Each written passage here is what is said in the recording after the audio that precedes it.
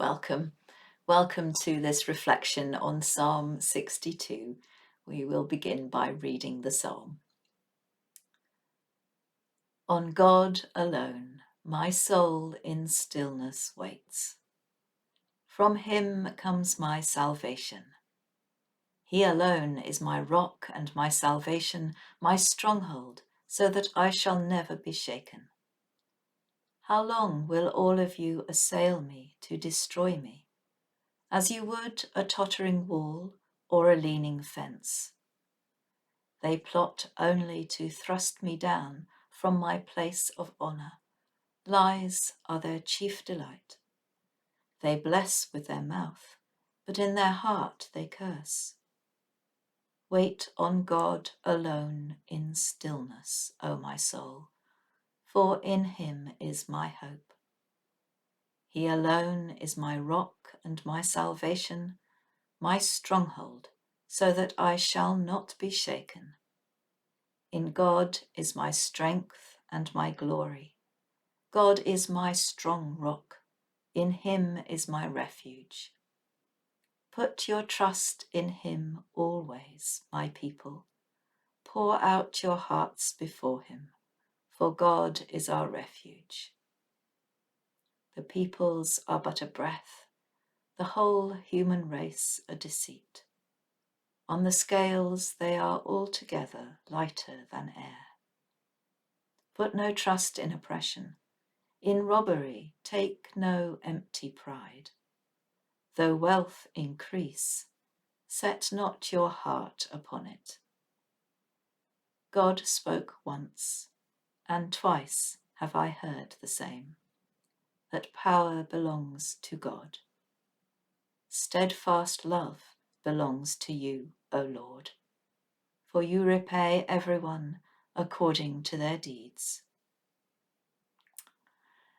Durham Cathedral is perhaps my favourite cathedral, one of those places my soul longs for. It is set high above a river on a huge rock, like a fortress, and its massive Norman arches speak of strength and endurance. But it is a stronghold that is filled with the quiet presence of God, a real refuge, a place of sanctuary. There are so many images of a place of refuge and safety in this psalm, the repeated image of a strong rock and a stronghold. For the psalmist, it is God who will provide the unassailable refuge from those who seek to destroy him. God is my strong rock. In him is my refuge. But he begins with one of the most beautiful phrases in all of the Psalms. On God alone, my soul in stillness waits. Silence and stillness are the essence of contemplative prayer, prayer in which we are desiring to stay in God's presence, being with him, so he can heal us at a deep level. Sometimes people feel that this is rather self-indulgent, that all prayer should be a pleading with God on behalf of others. Intercessory prayer like this has a supremely important place, especially in our worship together. But time on our own, simply receiving God's love, is also vital.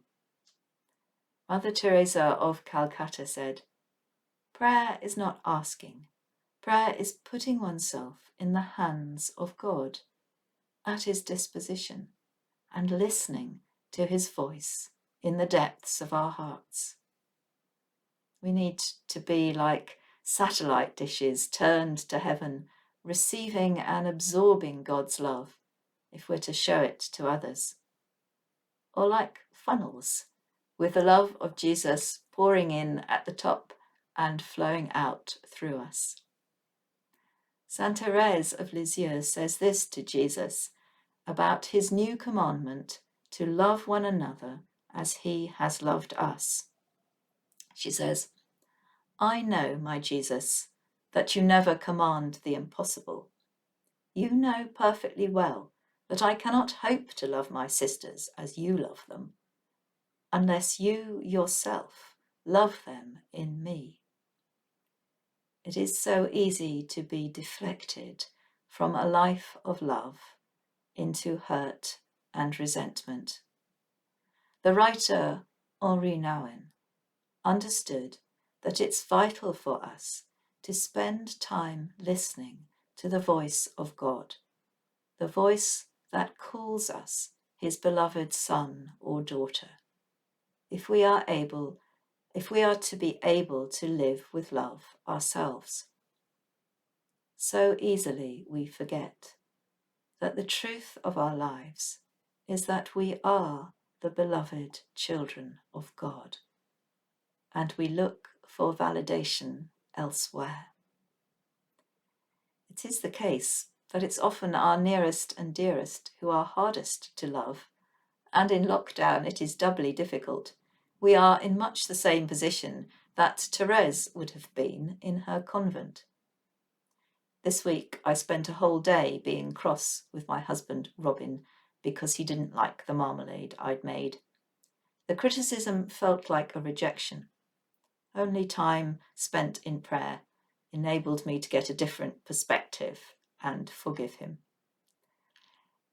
In this psalm, there are many dangers lying in wait for the psalmist as he tries to live God's way.